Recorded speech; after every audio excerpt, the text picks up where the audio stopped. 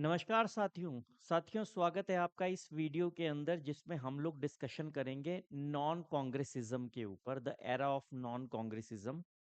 जब मैं ये लेक्चर बना रहा था और जब मैं इसका थंबनेल डिजाइन कर रहा था तो मेरे दिमाग में ये सवाल था कि क्या मैं इसकी हेडिंग फोर्थ जनरल इलेक्शंस 1967 रखूं या कुछ और। इस हेडिंग में ज़्यादा मज़ा नहीं आ रहा था, तो मैंने नॉन कांग्रेसिज्म रखा और मुझे लगता है कि वो हेडिंग ज़्यादा एप्रोप्रिएट है और आपको ये वाले इलेक्शंस याद रखने में बहुत बड़ी भूमिका निभाएगी इसकी हेडिंग द नॉन कांग्रेसिज्म का एरा। और केवल ऐसा नहीं है कि मैंने इसको सेंसेशनलाइज करने के लिए हेडिंग बनाई है। अगर आप नॉन कांग्रेसिज्म को ध्यान से समझ लेंगे तो आपको भारत की राजनीति का एक बहुत बड़ा स्वरूप समझ में आ जाएगा। आपको एफपीटीपी सिस्टम समझ में आ जाएगा। आपको ये समझ में आ जाएगा कि कई दशकों के बाद आज हम बात कर रहे हैं 1967 की, लेकिन जब आप 2027 पढ़ना शुरू करेंगे, जब आप 2025, 2024 के इलेक्शंस या उसके बाद होने वाले इलेक्शंस पढ़ना शुरू करेंगे, तो आप नॉन कांग्रेसिज्म से नॉन बीजेपिज्म पर आ जाएंगे और आपको आज की पॉलिटिक्स, आज 2025-26 की जो पॉलिटिक्स है वो भी आपको समझ आनी शुरू हो जाएगी, क्योंकि चीजें बैकग्राउंड वही है। इसीलिए इस चैप्टर की, इस पर्टिकुलर लेक्चर की जो हेडिंग है उसको नॉन कांग्रेसिज्म कहा गया है। क्योंकि नॉन कांग्रेसिज्म, कांग्रेसिज्म एक वर्ड जो है वो केवल कांग्रेस को डिनोट नहीं करता। यहाँ पर ये वर्ड डिनोट करता है भारत की सबसे बड़ी, सबसे ताकतवर पार्टी के बारे में। और वो पार्टी जब एक एस्टैब्लिश हो जाती है, जो भारत की सबसे बड़ी पार्टी एस्टैब्लिश हो जाती है, जो किसी जमाने में कांग्रेस थी और आज के टाइम में बीजेपी है, तो जो ऑपोजिशन पार्टीज है उसको हराने के लिए क्या करती हैं, ये हमारे को आज के लेक्चर में समझ में आएगा। तो इसीलिए हमारे साथ बने रहिएगा इस वीडियो के अंदर, जिसके अंदर हम लोग फोर्थ जनरल इलेक्शंस डिस्कस करने वाले हैं। पहले थ्री जनरल इलेक्शंस तो बहुत सिंपल थे, हमने एक ही प्रेजेंटेशन के अंदर पढ़ लिए थे। लेकिन फोर्थ जनरल इलेक्शंस जो हैं वो बहुत अलग थे। उसमें अलग क्या था, पिछले वीडियो के अंदर हमने शुरुआत कर ली थी। हमने, अगर आपको याद हो, अगर आपने पिछला वीडियो देख लिया है, समझ लिया है, तो आपको समझ में आ गया होगा कि 1967 के चुनाव से पहले इकोनॉमिक सिचुएशन भारत की बहुत खराब थी। 1966 के अंदर शास्त्री जी की डेथ हो जाती है। डेथ होने के बाद प्रधानमंत्री की कुर्सी खाली हुई, तो इंदिरा गांधी को उस जगह पर बिठाया गया, डिस्पाइट द फैक्ट कि उस टाइम पर भारत की इकोनॉमिक सिचुएशन बहुत खराब थी और इंदिरा गांधी को बहुत ज्यादा कोई पॉलिटिक्स का एक्सपीरियंस भी नहीं था, लीडरशिप का एक्सपीरियंस भी नहीं था।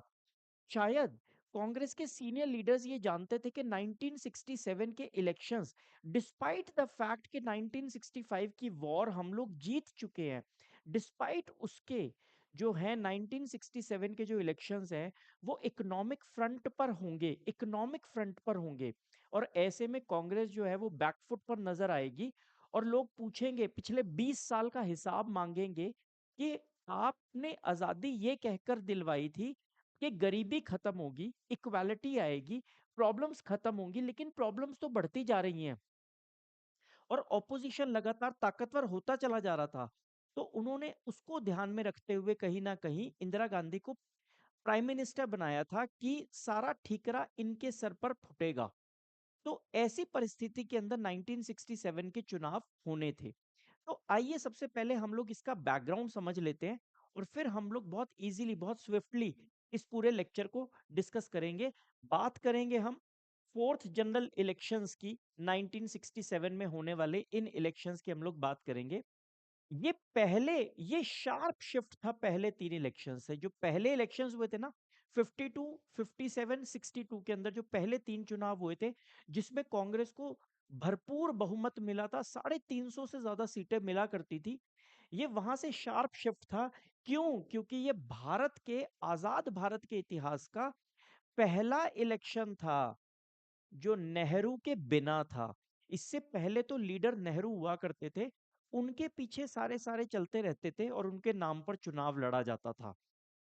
लेकिन अब नेहरू नहीं थे, और एक तो नेहरू थे नहीं, और ऊपर से ये सारी समस्याएं थी। बिल्डअप क्या था? दो प्राइम मिनिस्टर्स की डेथ हो चुकी थी। नया प्रधानमंत्री इंदिरा गांधी जो थी, वो बहुत ज्यादा इनएक्सपीरियंस्ड थी। ग्रेव इकोनॉमिक क्राइसिस था भारत के अंदर। भारत की इकोनॉमिक सिचुएशन बहुत ज्यादा खराब थी। फॉरेन एक्सचेंज रिजर्व खत्म हो चुका था। इंडस्ट्रियल प्रोडक्शन जो है धरातल पर थी। एग्रीकल्चर प्रोडक्शन धरातल पर थी। सर्विस सेक्टर खत्म था। कोई भी विदेशी लोग हमारा सामान नहीं खरीदते थे। हमारे एक्सपोर्ट बहुत ही कम हुआ करते थे। तो इकोनॉमिक क्राइसिस बहुत ज्यादा था। ऊपर से मॉनसून का फेलियर हुआ लगातार 3 साल के लिए। ड्रॉट की सिचुएशन थी। इंडस्ट्रियल प्रोडक्ट फूड प्रोडक्शन बहुत कम थी। हम लोग एड मांगते थे। आपने सुना था पिछले लेक्चर में, हम लोग एड के ऊपर डिपेंडेंट थे। किससे एड? यूएस से एड। यूएस से अनाज मांग कर खाते थे हम। हमारे यहाँ स्टोरेज की भारी कमी थी। हमारे पास फॉरेक्स एक्सचेंज नहीं था। फॉरेन एक्सचेंज रिजर्व्स हमारे खाली हो चुके थे, खत्म हो चुके थे। हमारी इंडस्ट्रियल प्रोडक्शन बहुत डाउन थी। हमारे एक्सपोर्ट्स कम हो चुके थे। हमारा मिलिट्री का जो एक्सपेंडिचर है, 62 और 65 की वॉर के बाद हमारे को ये समझ में आया कि जो मर्जी कर लो आप, लेकिन सबसे पहले आपका डिफेंस स्ट्रांग होना चाहिए। तो आपने डिफेंस के बजट के लिए खूब पैसा जो है वो साइड में करना शुरू किया, जिससे कि आपका डिफेंस का एक्सपेंडिचर बढ़ गया। जो डिफेंस के ऊपर पैसा खर्चा होता है उससे डेवलपमेंट नहीं होता है। उससे आपकी सिक्योरिटी और सेफ्टी बढ़ती है, लेकिन उससे आपका डेवलपमेंट नहीं हो पाता है। तो डिफेंस का एक्सपेंडिचर बढ़ गया, और उसकी वजह से डाइवर्जन ऑफ रिसोर्सेज हुआ। अनएम्प्लॉयमेंट पीक लेवल पर थी, बहुत ज्यादा हाई थी, और शार्प प्राइस राइज हो चुका था, क्योंकि इंडस्ट्रियल प्रोडक्शन हो नहीं रही थी। फूड ग्रेन्स का प्रोडक्शन हो नहीं रहा था। और एक और चीज थी, भारत की करेंसी का डीवैल्यूएशन हुआ था, जिसकी वजह से प्राइसेस स्काई रॉकेट हो चुकी थी। इन्फ्लेशन बहुत ज्यादा हो चुका था। यहाँ पर देखना होगा कि हम लोग इसको 5 से 7 रुपया कहते हैं, लेकिन एक्चुअली में ये फिगर्स जो थी लगभग 4.76 से 7.5, मतलब कहने को केवल 2 रुपया है, लेकिन एक्चुअली में 2.5-3 रुपया। और आप इसको 2.5-3 रुपया मत देखिए। एक चीज 5 रुपए की, एक चीज पौने 5 रुपए की है, और अब वो 7.5 रुपए की हो चुकी है। कितना ज्यादा जंप आया इसके अंदर। और ये जंप का कारण पता है क्या था? इस जंप का कारण था यूएस की एड। यूएस पीएल 480 जो हमारे को अनाज दिया करती थी, उसके अगेंस्ट में कंडीशंस लगाती थी। ऐसी ही कंडीशन के चलते हम लोगों को अपनी करेंसी को डीवैल्यू करना पड़ा। साख गिरी हमारी। पूरी दुनिया को पता चला कि डीवैल्यू हुई है करेंसी। तो ये सारी की सारी इकोनॉमिक सिचुएशंस थी उस टाइम पर, जब भारत अपने चौथे चुनाव की तरफ बढ़ रहा था। तो ऐसी सिचुएशन के अंदर जब हमारा फोर्थ जनरल इलेक्शन अनाउंस हुआ था, लोग बंद कर रहे थे, मतलब बंद और हड़ताल जो है, स्ट्राइक्स बहुत कॉमन हो चुकी थी। लोग स्ट्राइक्स पर बैठ रहे थे, लोग परेशान थे। लेकिन गवर्नमेंट ने उसको, अब ये एक बड़ी सिचुएशन है। आज के टाइम में भी ये सिचुएशन काफी ज्यादा कॉमन है, इसलिए मैंने आपको बोला कि 1967 का चुनाव देखेंगे ना, तो आपको आज के टाइम का भी भारत समझ में आएगा। सरकार, कई बार क्या होता है, कई बार क्या, बहुत बार ऐसा होता है, और दुनिया के हर देश में लगभग ऐसा हो जाता है कि लोग जो हैं वो सरकार के खिलाफ प्रदर्शन करते हैं कि जी ये हमारी दिक्कत है। और सरकार उसको क्या कहती है कि ये ऑपोजिशन की चाल है। सरकार उसको लॉ एंड ऑर्डर का प्रॉब्लम मान रही है। सरकार कह रही है कि आपकी जो समस्या है वो लॉ एंड ऑर्डर की है। आपको कोई दिक्कत नहीं है, आप केवल हमारे को काम नहीं करने देना चाहते। कई बार आपने देखा होगा कि भारत सरकार भी कह देती है कि चाइना जैसा होना चाहिए, हमारे को डिक्टेटर होना चाहिए। हम तो कोई काम ही नहीं कर सकते, हर चीज के अंदर तो आप आके खड़े हो जाते हो कि हाँ जी ये बिल नहीं पास होने देंगे, वो बिल नहीं पास होने, ऐसा नहीं होगा, वैसा नहीं होगा। वैसा ही इल्जाम जो है, कई बार सरकार जो है, जब जब जनता त्रस्त होती है, परेशान होती है, दुखी होती है, इकोनॉमिक सिचुएशंस को फेस नहीं कर पाती है, घर में बच्चे भूखे हैं, प्राइसेस बहुत तेजी से बढ़ रहे हैं, ऐसे में सरकार की जिम्मेदारी है कि सरकार उनको अनाज मुहैया करवाए। उसके बजाय सरकार जो है पैसा लुटा रही है, तो ऐसे में बहुत सारे लोग कई बार सड़कों पर आ जाते हैं। और लोगों की परेशानी देखने के बजाय सरकार क्या कहती है कि आप हमारे काम में बाधा डाल रहे हो, और सरकार उसको लॉ एंड ऑर्डर का प्रॉब्लम बोलती है, जो कि पूरे तरीके से गलत है। तो गवर्नमेंट ने इसको पूरे तरीके से मिसजज किया, गवर्नमेंट ने इसको पूरे तरीके से मिसजज किया। और कई बार गवर्नमेंट की ये जो गलतियां है ना मिसजज करने की, बहुत भारी परिणाम लेकर आती हैं। आज हम 2025-26 में खड़े हैं। पिछले 1 डेढ़ साल में नेपाल और बांग्लादेश में जाकर पढ़िए आप, इन दो कंट्रीज की सिचुएशन 2024-25 के अंदर जो इनकी सिचुएशन हुई है, कहीं ना कहीं आपको यही चीज यहाँ पर नजर आएगी कि सिचुएशन कुछ और थी। लोग लोग एक जेन्युइन डिमांड कर रहे थे, लेकिन नेताओं को लगा कि ये तो पागल हैं, ये तो ऑपोजिशन के सिखाए हुए हैं, और उन्होंने लाठीचार्ज किया, गोलियां चलाई। और अंततः रिजल्ट क्या हुआ? दोनों देशों के अंदर सरकारें गिर गई और चुनाव करवा पाना भी मुश्किल हो गया। ये सिचुएशन है। तो वहां पर भी भारत में ऐसी ही कुछ सिचुएशंस हो रही थी, हालांकि एंटी डेमोक्रेटिक प्रोटेस्ट्स अभी तक नहीं हुए थे। कम्युनिस्ट और सोशलिस्ट जो हैं, ये दोनों कौन होते हैं? ये दोनों लेफ्टिस्ट हैं। लेफ्टिस्ट विचारधारा है जो ये कहती है कि सबसे पहले गरीब के बारे में सोचो, कोई भी पॉलिसी बनानी है ना, सबसे पहले सबसे पिछड़े व्यक्ति को फोकस करो, उसके हिसाब से पॉलिसीज बनाओ। कम्युनिस्ट और सोशलिस्ट जो थे भारत के, उन्होंने क्या कहा? उन्होंने अटैक करना शुरू किया भारत सरकार पर। हिंदू मुस्लिम के दंगे शुरू हुए उस टाइम पर, और ऑपोजिशन पार्टीज ने बहुत एक्टिव पार्ट लिया पॉलिटिक्स के अंदर, प्रोटेस्ट्स के अंदर। उनको एक अपॉर्चुनिटी नजर आ रही थी। अभी हम लोग डिस्कस करेंगे कि अपॉर्चुनिटी किस चीज की अपॉर्चुनिटी थी। ऑपोजिशन पार्टीज को अपॉर्चुनिटी नजर आ रही थी। कौन सी अपॉर्चुनिटी? 3 बार से चुनाव लड़ रहे थे, सीपीआईएम लड़ रही थी, और भी बहुत सारी पार्टियां जो हैं चुनाव लड़ रही थी। कुछ हाथ नहीं लग रहा था। लेकिन ये पहले चुनाव थे जब नेहरू थे नहीं, इकोनॉमिक सिचुएशंस बहुत खराब थी, कांग्रेस के अंदर फैक्शनलिज्म चल रहा था। एक तरफ मोरारजी देसाई अपने लोगों के साथ थे, और दूसरी तरफ इंदिरा गांधी के लोग थे। फैक्शनलिज्म था, और एक इनएक्सपीरियंस्ड प्रधानमंत्री जो है देश की कुर्सी पर बैठा हुआ था। ऑपोजिशन को लगा कि ये सही मौका है कांग्रेस को हटाने का, तो वो इसका पूरा का पूरा फायदा उठाना चाहते थे। उन्होंने भी अपना जो हिसाब किताब है, उन्होंने भी जो अपनी एडवर्टाइजमेंट्स, अपनी मशहूरी उन्होंने भी तेज कर ली। उन्होंने भी अपना चुनाव प्रचार तेज कर लिया, ये सोच करके इस बार हमारे पास एक बहुत स्ट्रांग चांस है, और चांस था भी। अब यहाँ पर एक बहुत बड़े चोटी के नेता होते हैं, सोशलिस्ट नेता हैं, जिनका नाम है राम मनोहर लोहिया। दिल्ली में इनके नाम पर एक बहुत बड़ा सरकारी अस्पताल भी है, ना राम मनोहर लोहिया हॉस्पिटल। तो सोशलिस्ट नेता है, कांग्रेस के अगेंस्ट थे, कांग्रेस को एंटी डेमोक्रेटिक मानते थे, नेहरू को क्रिटिसाइज किया करते थे, नेहरू का क्रिटिसिज्म किया करते थे, और देश के बड़े जाने माने नेताओं में थे, जर्नलिस्ट थे, पहले कांग्रेस सोशलिस्ट पार्टी के मेंबर थे, और बाद में फिर बाकी पार्टीज को ज्वाइन किया इन्होंने, और ताउम्र एक बहुत इंपॉर्टेंट पोजीशन पर रहे। हालांकि 57 साल की एज में ही इनकी डेथ हो गई थी, लेकिन जब तक ये जिए एक चोटी के नेता बन के रहे। इन्होंने एक बड़ा स्ट्रॉन्ग कॉन्सेप्ट दिया, इन्होंने कॉन्सेप्ट दिया नॉन कांग्रेसिज्म का। अब ये कॉन्सेप्ट क्या है?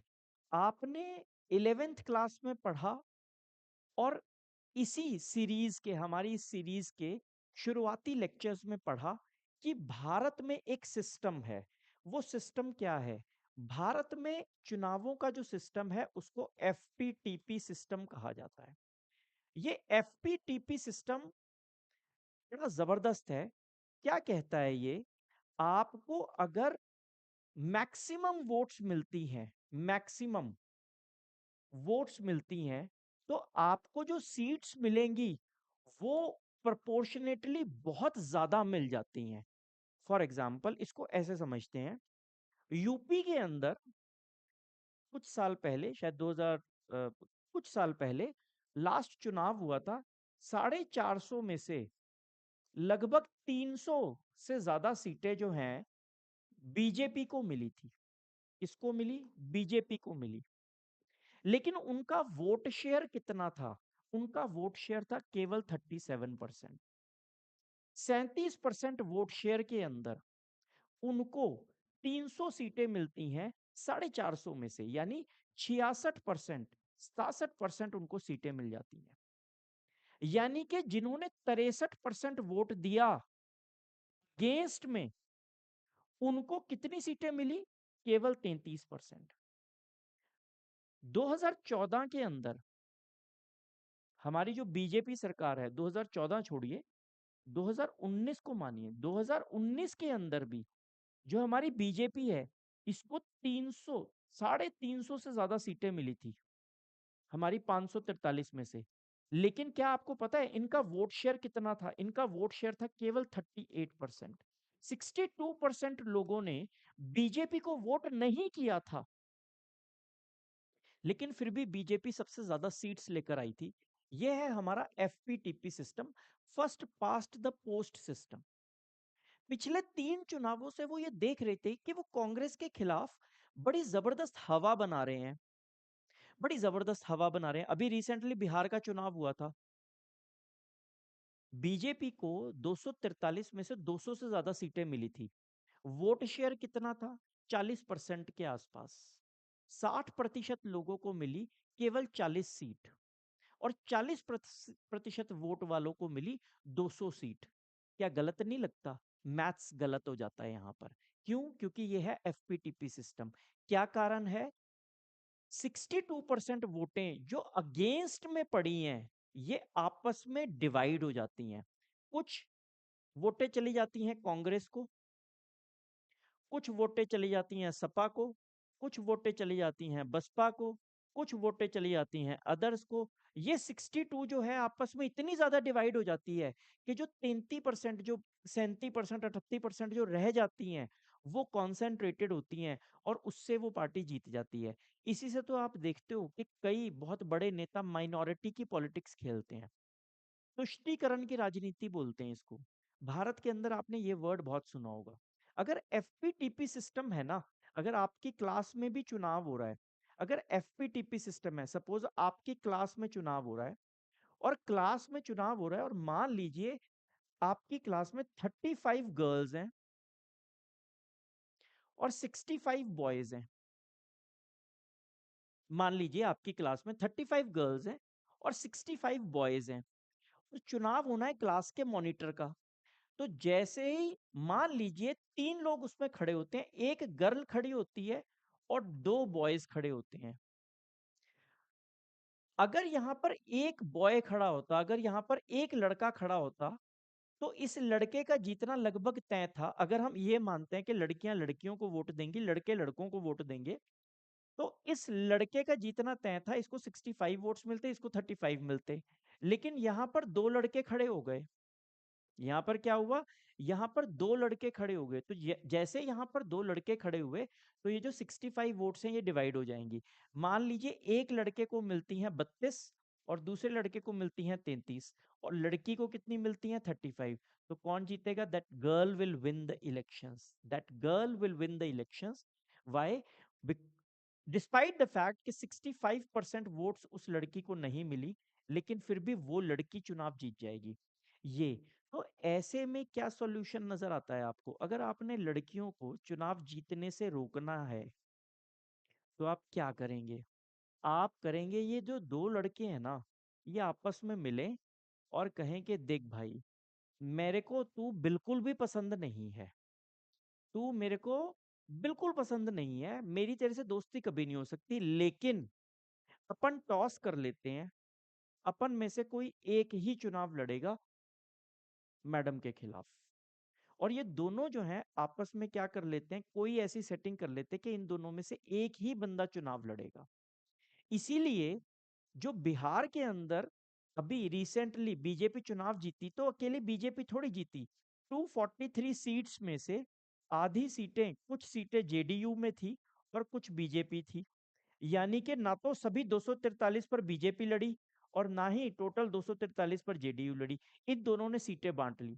इन दोनों लड़कों ने क्या करा?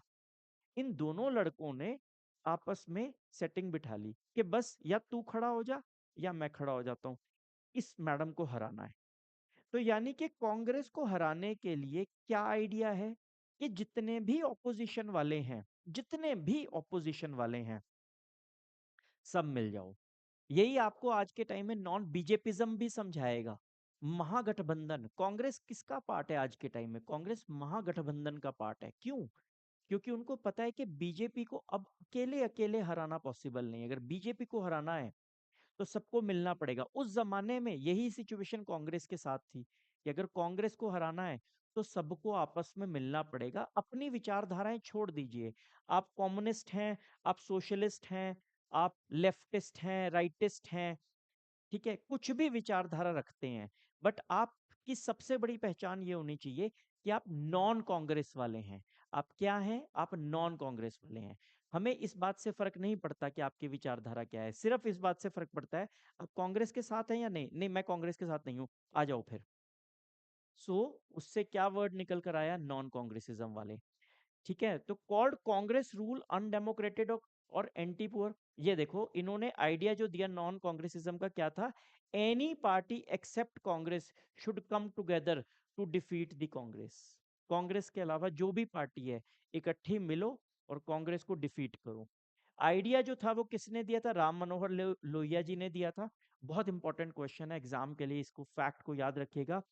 कॉल्ड कांग्रेस रूल अनडेमोक्रेटिक और एंटी पुअर। उनका कहना था कि कांग्रेस का जो रूल है केवल अमीरों के लिए है। आज भी कहा जाता है कि ये जो सरकार है अडानी अंबानी की है। ये कॉमन परसेप्शन, एक कॉमन थ्रेट जो है ऑपोजिशन पार्टीज देख कर रखती हैं सरकारों के बारे में कि हाँ, ये सरकार तो केवल अमीरों की सुनती है। Opposition parties with mutual differences, वो ऑपोजिशन पार्टीज जिनका आपस में बहुत ज्यादा डिफरेंसेस थे, आइडियोलॉजीज मैच नहीं करती थी, वो भी इकट्ठी आई, came together. In experience of Indira Gandhi and interfactionalism provided opportunity. जो ऑपोजिशन पार्टीज थी उनको दो चीज का बेनिफिट नजर आ रहा था। एक ये कि इंदिरा गांधी को लीडरशिप का बहुत ज्यादा एक्सपीरियंस नहीं है, और दूसरा कांग्रेस अंदर से बटी हुई है, फैक्शंस के अंदर बटी हुई है।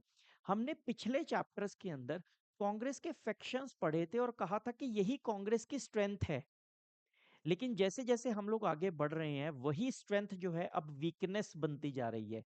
वही फैक्शंस अब कांग्रेस के अंदर से कांग्रेस को कमजोर कर रहे हैं।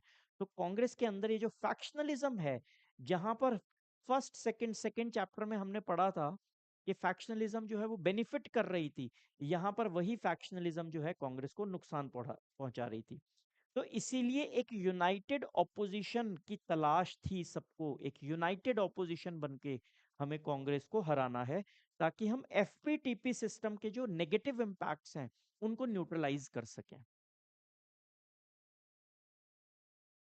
तो ये इम्पोर्टेंट स्क्रीनशॉट्स हैं, आपकी बुक का पार्ट है, आपको पढ़ना चाहिए। राम मनोहर लोहिया जी के बारे में, बहुत यंग में ही इनकी डेथ हो गई थी, आप देख सकते हैं।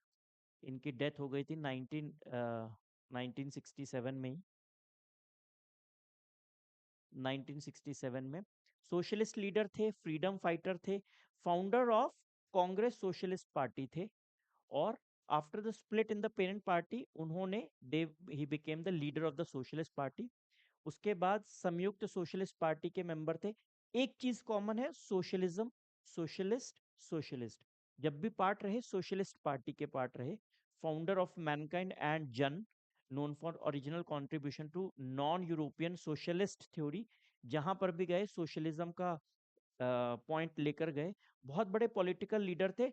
Sharp attack on Nehru and strategy of non Congressism इन्होंने डिफाइन किया था। तो ये थे राम मनोहर लोहिया, सोशलिस्ट लीडर। और दूसरी बात आती है सी नटराजन अन्नादुराई की। ये बहुत इंटरेस्टिंग फिगर थे। साउथ इंडिया की पॉलिटिक्स में सबसे बड़ा धमाका शुरुआत के दिनों में इन्होंने ही कर दिया था। एक पार्टी बनाई थी पेरियार स्वामी ने। पेरियार तमिलनाडु के बहुत बड़े रिफॉर्मिस्ट थे, उन्होंने एक पार्टी बनाई थी, ये उनके साथ जुड़े। फिर इन्होंने पेरियार साहब को कहा कि क्यों ना पॉलिटिक्स में जाया जाए। पेरियार साहब ने मना कर दिया, तो सी अन्नादुराई ने उनको उनको प्रणाम करते हुए एक पार्टी का गठन किया जिसका नाम था डीएमके। इस डीएमके पार्टी ने, और इसकी एक अपोजिट पार्टी थी अन्ना डीएमके जो इसी से बनी थी, इस डीएमके पार्टी को मैं ये मानता हूं, इस डीएमके पार्टी ने आज तक कांग्रेस और भाजपा को तमिलनाडु में घुसने की इजाजत नहीं दी। शुरुआत से ही कब्जा करके बैठे हुए हैं, और बहुत अच्छी पॉलिटिक्स इन्होंने की है अब तक। मतलब राजनीति के अंदर लोगों का भरोसा, लोगों का ट्रस्ट जो है तमिलनाडु के अंदर बना हुआ है। अगर आप कंटिन्यूअसली इसको चेक करेंगे ना over the period of times, तो तमिलनाडु की पॉलिटिक्स जो है वो काफी ज्यादा स्ट्रेंथन्ड है। बहुत सारे पैरामीटर्स हो सकते हैं उसको स्टडी करने के, वो हमारा विषय नहीं है, लेकिन सी अन्नादुराई जो है बहुत बड़े नेता थे।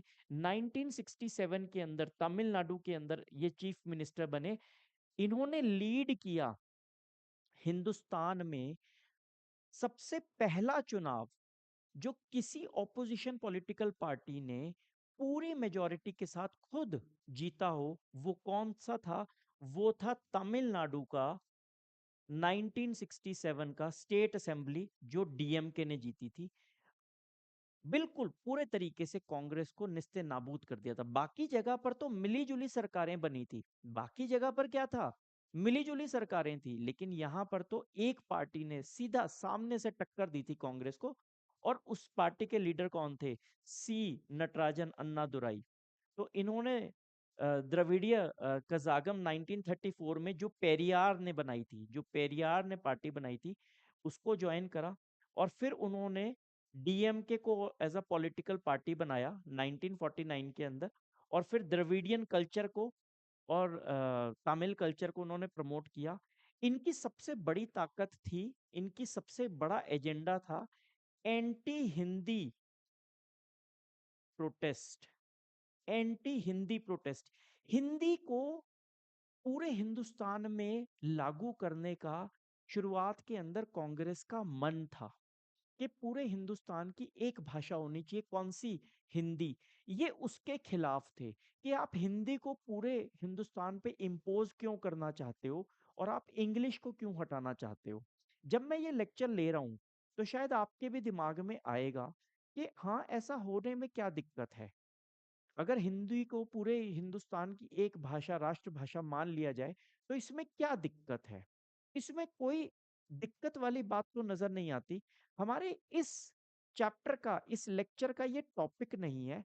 बट मैं आपको केवल एक सिंपल सा एक हिंट देना चाहता हूँ। थोड़ी देर के लिए सोच लीजिए, हिंदी से भी ज्यादा पुरानी, हिंदी से भी ज्यादा हम लोगों की संस्कृति को रिप्रेजेंट करने वाली संस्कृत है। क्या संस्कृत को मैंडेटरी कर देना चाहिए सब बच्चों के लिए और हिंदी और इंग्लिश दोनों को हटा देना चाहिए? क्या ये चीज हो जानी चाहिए?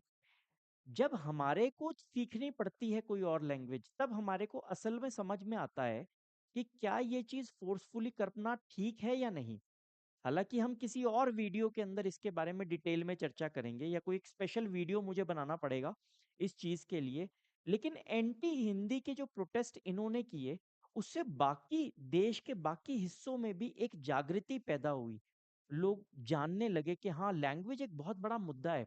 और अंततः भारत सरकार को झुकना पड़ा। और आज तक भी हिंदी जो है उसको केवल राष्ट्रभाषा मान लिया जाए, केवल वो भारत की एक लैंग्वेज मान लिया जाए, ये चीज पॉसिबल नहीं हो पाई है। तो उसके अंदर बहुत बड़ा योगदान कहीं ना कहीं इनका रहता है।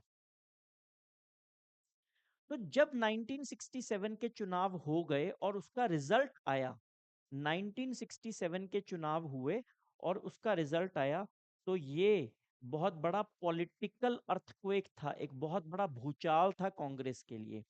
कांग्रेस को मेजॉरिटी तो मिल गई थी, जो मेजॉरिटी चाहिए थी उससे कांग्रेस बहुत ऊपर थी। 283 सीटें मिल चुकी थी उसको, अच्छी खासी सीटें हैं। बीजेपी 283 ही जीत पाई थी 2014 के अंदर, और उसको प्रचंड बहुमत माना जा रहा था। कांग्रेस के लिए 283 जीतना उस टाइम पर कोई बड़ी बड़ी बात नहीं थी। क्यों? ऐसा क्यों? क्योंकि उसके उस टाइम पर कांग्रेस के अलावा कोई और पार्टी ही नहीं थी, कोई बहुत बड़ी बड़ी पार्टियां एग्जिस्ट नहीं करती थी। तो इस वजह से कांग्रेस की 283 भी अपने आप में बहुत छोटी नजर आती थी। लेकिन उसका जो वोट शेयर था, जो नंबर ऑफ सीट्स और जो नंबर ऑफ वोट्स उसको मिले थे, जो परसेंटेज ऑफ वोट्स उसको मिला था वो बहुत कम था।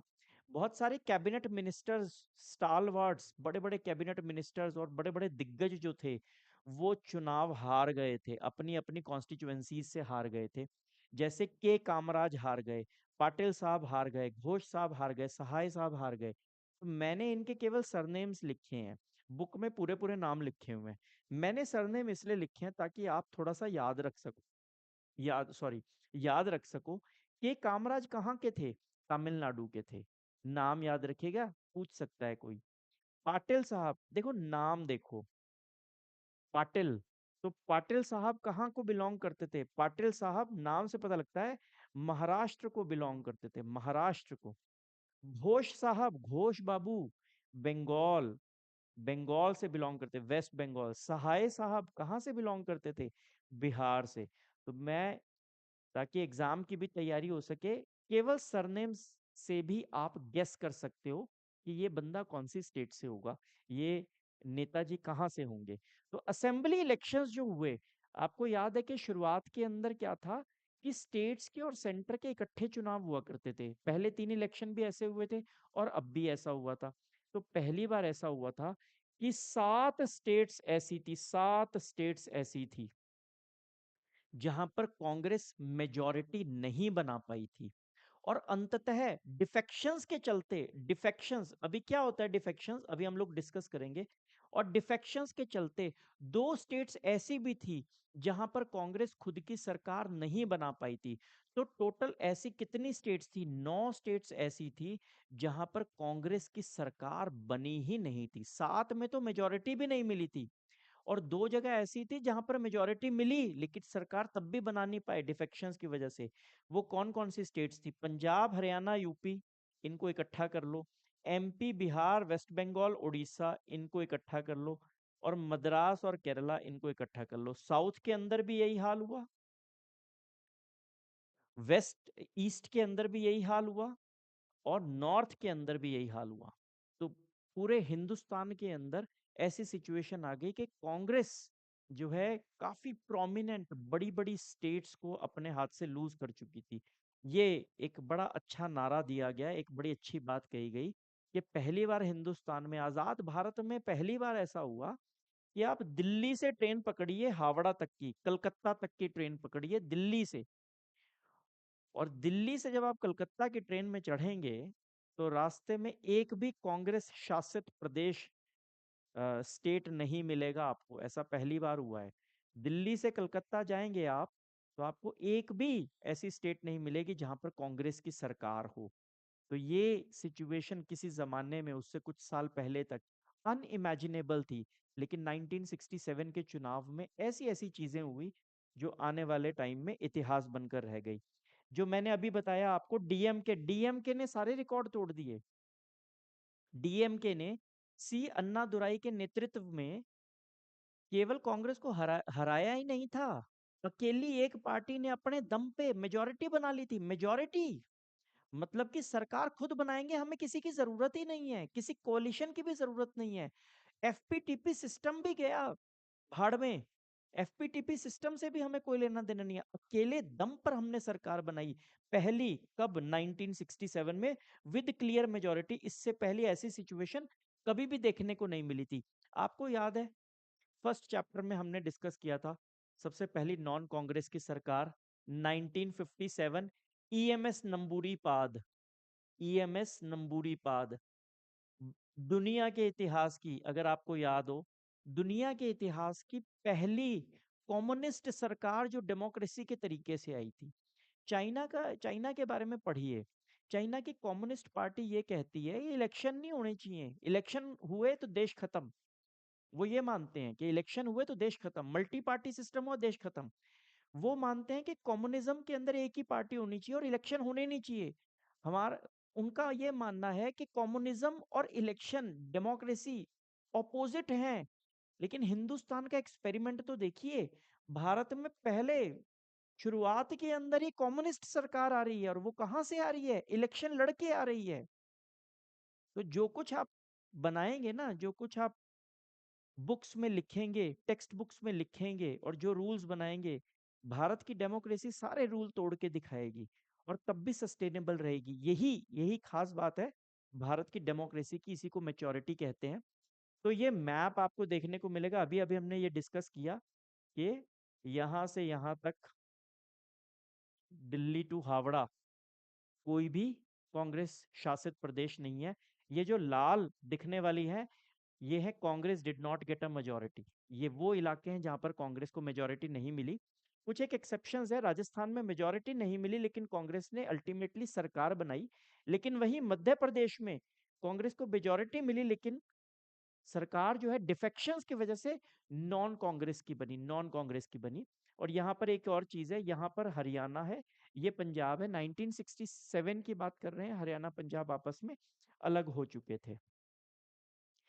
तो फिर दौर शुरू हुआ कॉलिशंस का, जब कांग्रेस को भी मेजोरिटी नहीं मिली और बाकी, अब आप देखिए, कांग्रेस को 7 जगह पर मेजोरिटी नहीं मिली, बाकी जगह पर मिली।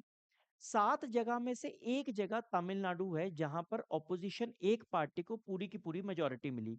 तो लगभग 6 जगह ऐसी है जहां पर किसी को भी मेजोरिटी नहीं मिली। तो जो ऑपोजिशन वाले थे, अब वो इकट्ठे होने शुरू हुए। जो ऑपोजिशंस वाले थे, अब वो क्या हुए, अब वो इकट्ठे हुए।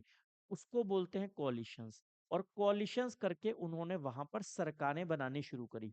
Non Congress parties came together to form joint legislative parties, और उनको क्या बोला जाने लगा, संयुक्त विधायक दल, एसवीडी।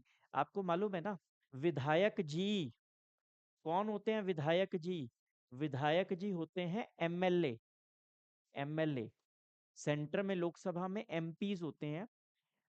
एमपीज, लोकसभा के एमपी मिलकर प्रधानमंत्री बनाते हैं, और स्टेट के अंदर एमएलए यानी विधायक जी बनाते हैं चीफ मिनिस्टर। तो जिस चीफ मिनिस्टर के पास सबसे ज्यादा विधायकों का समर्थन होता है, वो चीफ मिनिस्टर, वो व्यक्ति, वो एमएलए जो है वो चीफ मिनिस्टर बनता है। तो इन अलग अलग पार्टी के लोगों ने जो बनाया, उसको बोलते हैं संयुक्त विधायक दल। सब इकट्ठी ऑपोजिशन पार्टीज आई और उन्होंने क्या बनाया, एसवीडी। तो बिहार में भी एसवीडी बना।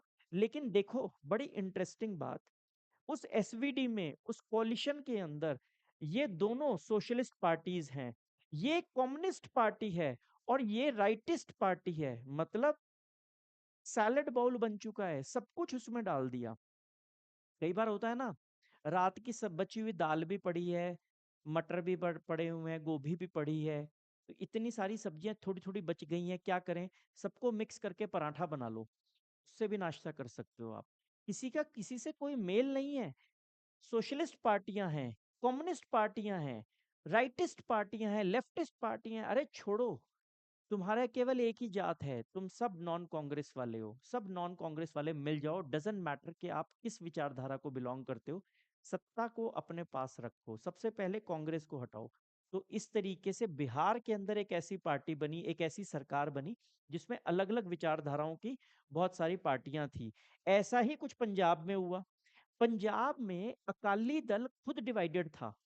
एक संत फतेह सिंह वाला ग्रुप था, एक मास्टर तारा सिंह वाला ग्रुप था। अगर आप किसी लेक्चर में हम लोग हरियाणा का फॉर्मेशन पढ़ेंगे जिसके अंदर संत फतेह सिंह और मास्टर तारा सिंह, इन दोनों का के जो फैक्शंस है उसके बारे में हम लोग स्टडी करेंगे। तो अकाली दल के अंदर ये दो फैक्शंस थे, एक दूसरे के अपोजिट थे, एक दूसरे से लड़ रहे थे। लेकिन यहाँ पर ये इकट्ठे हो गए, अकाली दल मिल गया कम्युनिस्टों के साथ, कम्युनिस्ट्स के साथ मिल गया, सीपीआई के साथ, सीपीआईएम के साथ मिल गया।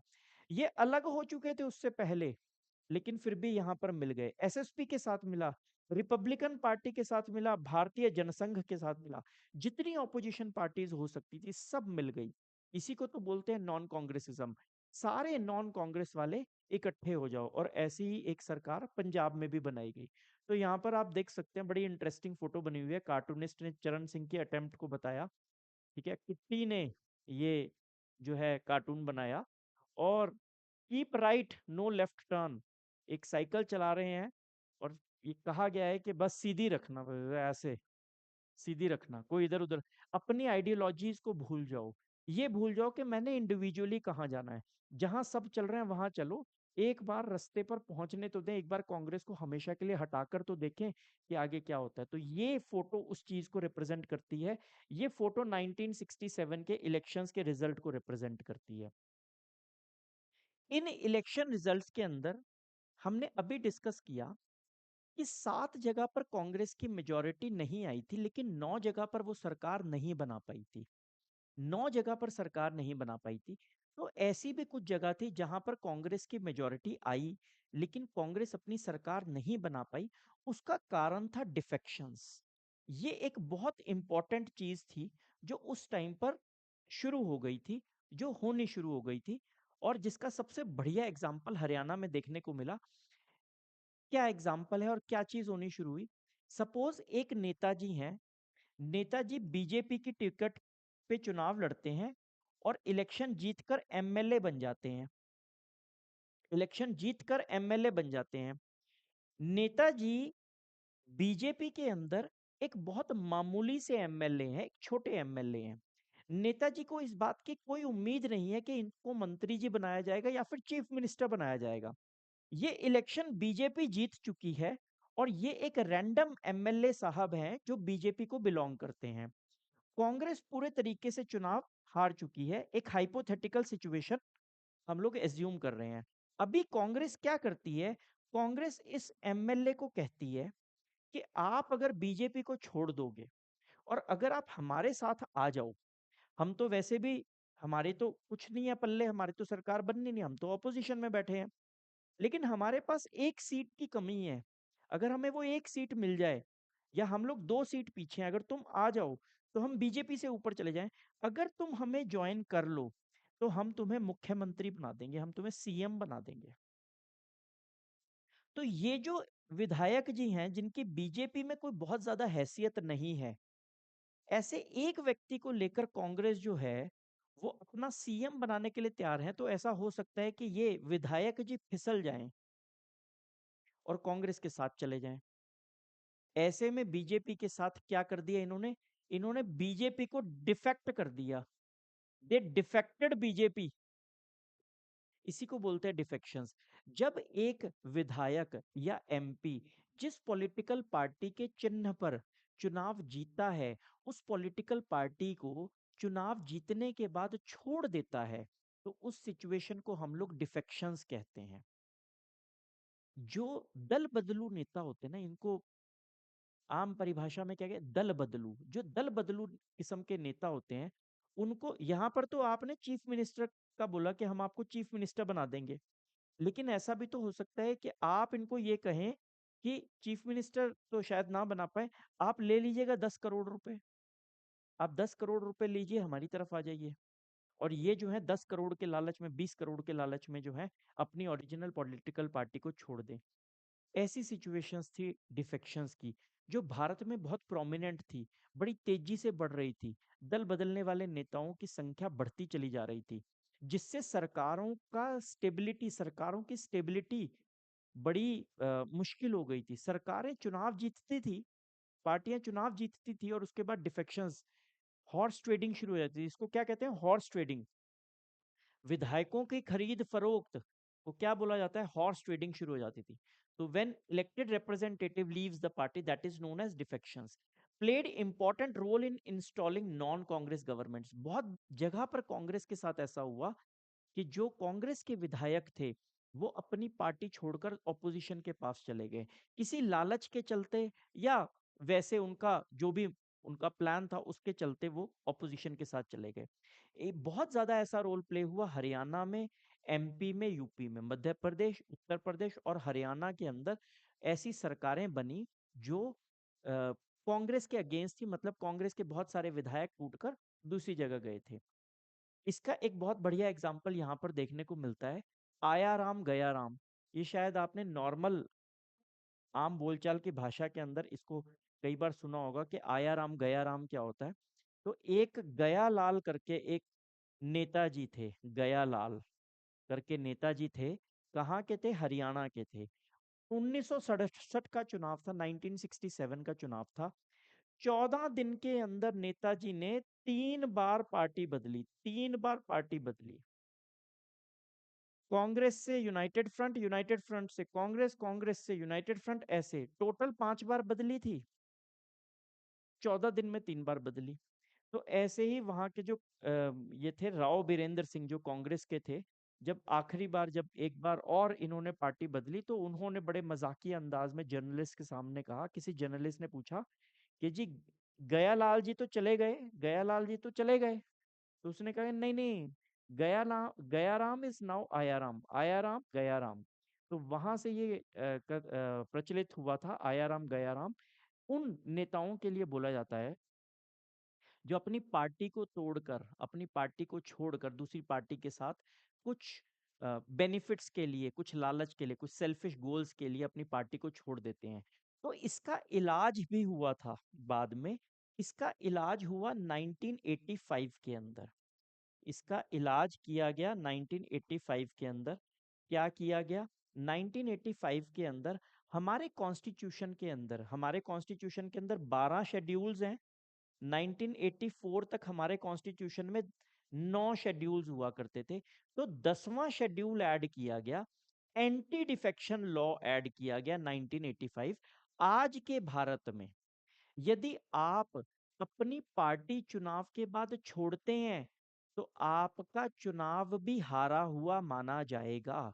अगर बीजेपी की टिकट पर आपने चुनाव लड़ा और आप जीत गए, तो अगर जीतने के बाद आप बीजेपी को छोड़ेंगे तो आपको अपनी सीट भी छोड़नी पड़ेगी, उस सीट पर दोबारा चुनाव होगा। तो इसीलिए आज के टाइम में अपनी पार्टी को छोड़ा नहीं जाता है अंडर नॉर्मल सर्कमस्टांसेस। इसके साथ कुछ कंडीशंस अटैच्ड हैं, अभी भी डिफेक्शंस होती हैं, अब मास स्केल पर होती हैं, बड़े लेवल पर होती हैं। अब छोटे लेवल पर एक दो नेता नहीं करते हैं, पूरी की पूरी पार्टी ही दो पार्ट में डिवाइड हो जाती है। ठीक है, तो कई लोग मजाक में कहते भी हैं कि रिटेल वाली डिफेक्शन को बंद करके हमने होलसेल वाली डिफेक्शन शुरू कर दी है हिंदुस्तान के अंदर। पिछले कुछ समय के चुनावों में आप शिवसेना के अंदर ये चीज देखोगे कि किस तरीके से एक अच्छी भली सरकार, मतलब उसके ऊपर पूरी की पूरी एक कमेंट्री हो सकती है। आप कभी पढ़िएगा उसको, शिवसेना और बीजेपी इकट्ठी चुनाव लड़ती है और बाद में शिवसेना बीच में से कट जाती है, डिवाइड हो जाती है दो पार्ट में, एक कांग्रेस के साथ जाती है, दूसरी बीजेपी के साथ जाती है। दोनों में खूब टकरार होती है। दोनों वैलिड हैं आज के टाइम में, दोनों पॉलिटिकल पार्टीज हैं, दोनों शिवसेना के नाम से हैं, चल रही हैं। ठीक है ना? तो डिफेक्शंस जो है उसको कहा जाता है। और ऐसी भी सिचुएशन आई थी, अभी तो एक एक उसकी बात कर रहे हैं हम लोग, एक एक डिफेक्शन की बात कर रहे हैं, आने वाले टाइम में हरियाणा के अंदर तो यहाँ तक हुआ था कि भजन लाल जी पूरी पार्टी लेकर ही दूसरी तरफ चले गए थे, पूरी की पूरी कांग्रेस को उठाकर दूसरी तरफ चले गए थे। ये सिचुएशंस हमारे को हिंदुस्तान में देखने को मिली हैं। हिंदुस्तान की राजनीति अपने आप में बहुत यूनिक है, बड़ी मजेदार है। जितनी कहानियां पढ़ेंगे उतना मजा आता रहेगा। तो डिफेक्शंस की ये कहानी है, ये याद रखिएगा एग्जाम पॉइंट ऑफ व्यू से। 10th शेड्यूल में एडेड है anti defection law. Rajiv Gandhi के समय में ये कानून आया था, राजीव गांधी के समय में ये कानून आया था।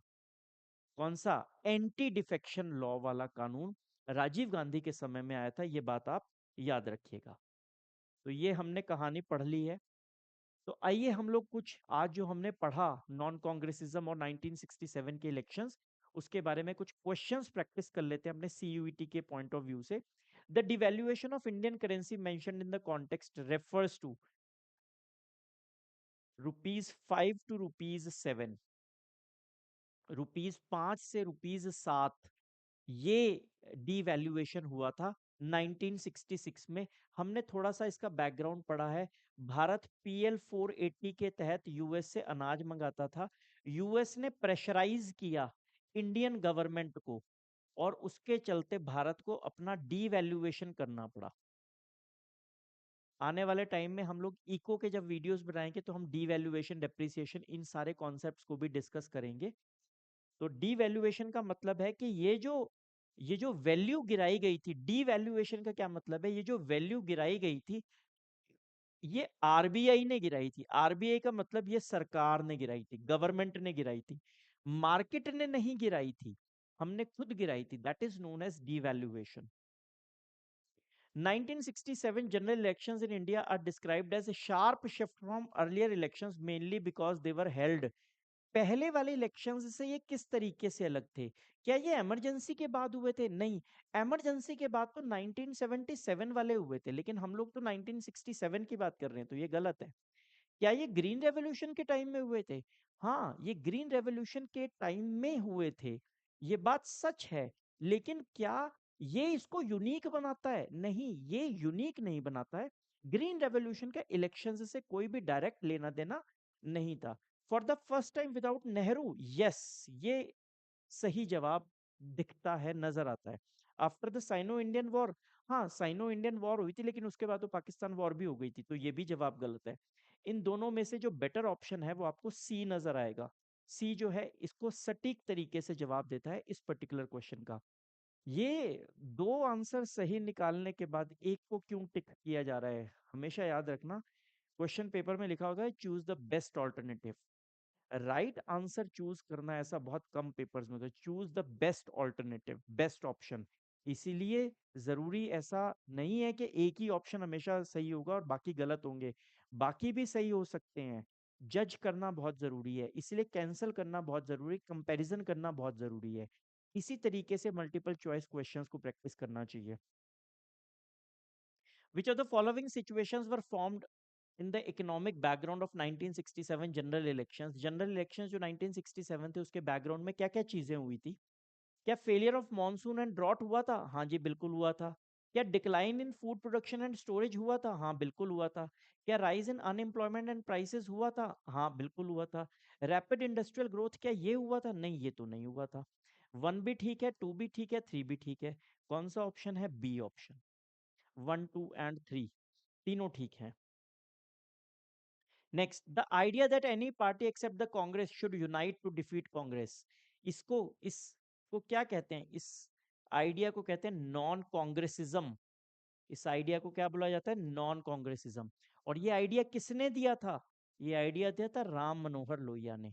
जयप्रकाश नारायण तो अभी आएंगे इमरजेंसी के समय में। ईएमएस नंबूरीपाद तो 1957 में केरला के सीएम बने थे। सी राजगोपालाचारी कौन थे?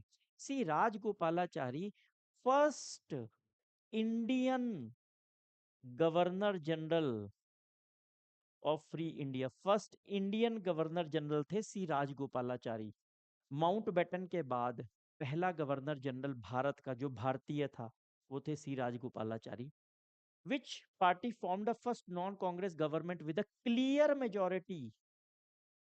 सरकारें और जगह भी बनी थी, लेकिन कौन सी पॉलिटिकल पार्टी ने क्लियरली फर्स्ट, बगैर किसी कोalition के पहली सरकार बनाई थी? वो थी डीएमके। सी अन्ना दुराई, सी नटराजन अन्ना दुराई। उन्होंने डीएम की पार्टी की स्थापना करी थी।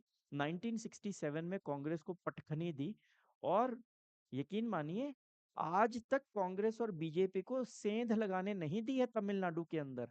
डटकर खड़े हुए हैं सेंटर की दोनों पार्टियों के खिलाफ। और लास्ट क्वेश्चन है हमारा, formation of a United opposition in 1967 was considered necessary mainly because India follows first past the post system. क्या इंडिया प्रोपोर्शनल रिप्रेजेंटेशन फॉलो करता है? बिल्कुल करता है। किसमें करता है? प्रेसिडेंट के चुनाव में करता है, राज्यसभा के चुनाव में करता है। इन चुनावों के अंदर प्रोपोर्शनल रिप्रेजेंटेशन भी यूज होता है। लेकिन जो ये बात की जा रही है ना अभी फिलहाल, वो first pass the post system की जा रही है। क्या भारत प्रेसिडेंशियल सिस्टम है? नहीं, दुनिया में दो ही सिस्टम होते हैं, एक प्रेसिडेंशियल और एक पार्लियामेंट्री। यूएस प्रेसिडेंशियल सिस्टम के बेसिस पर चलता है।